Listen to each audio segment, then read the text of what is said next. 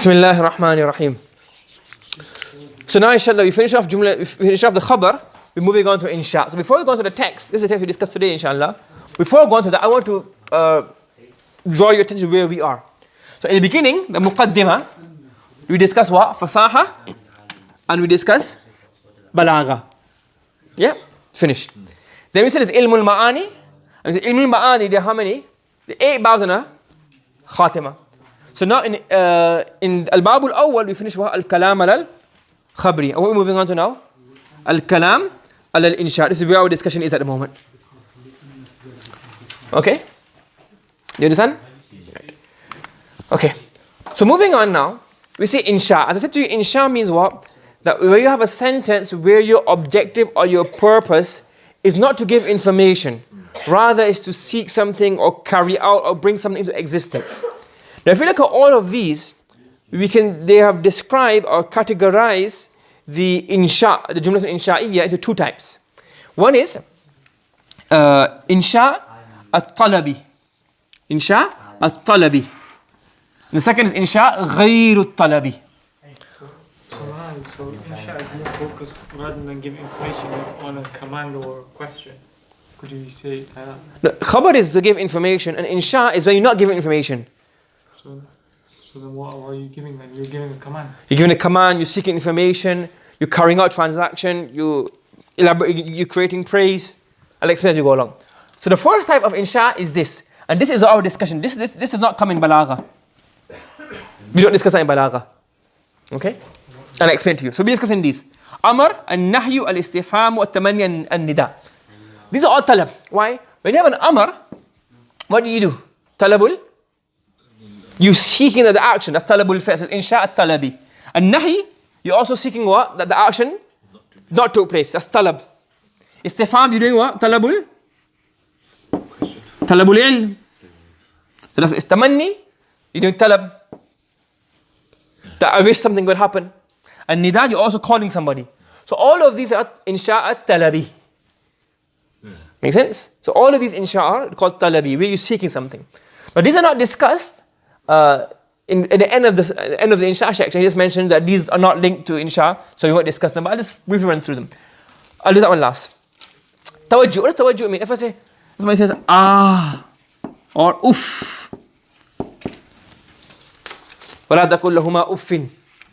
So when you say these words, you're not giving any information, you're just expressing pain. But you're not, so it's not a khabar, so it's what is it? Insha. But in that insha, there's no talab. You're not seeking anything. Okay? You have qasam, wallahi. So you're not lying, it's not information you can say he's lying or he's telling the truth. And you're not seeking, so it's insha. But again, there's no talab in there, you're just trying to emphasize your kalam. Insha'ul mad wa dham. Ni'mar rajul. What a good man he is. So you're praising somebody, or you're doing madhamma of somebody. Again, there's no khabar, there's no khabariya in sha'ya, there's no khabariya in there. But it's not talabi, it's ghayru talabi. Uqud.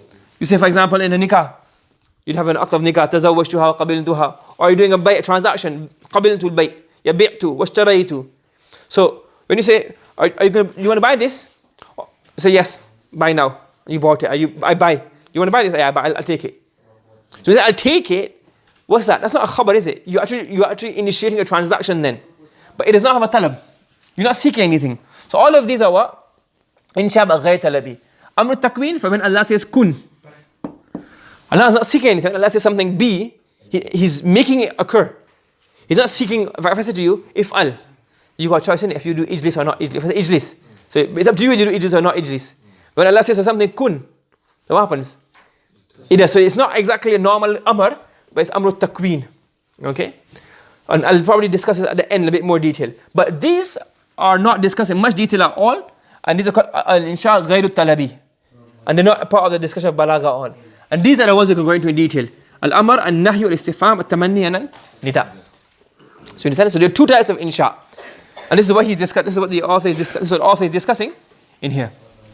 Al-insha'u imma talabiyyun aw ghayru talabiyyin. Insha can either be for talabi, for seeking.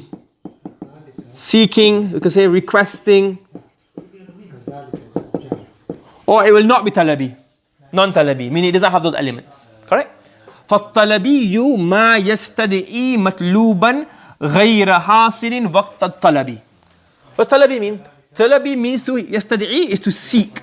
To seek, again, request. The ayat is to call. So, يستدعي مطلوبا is to seek something. غير as a sifa of مطلوب.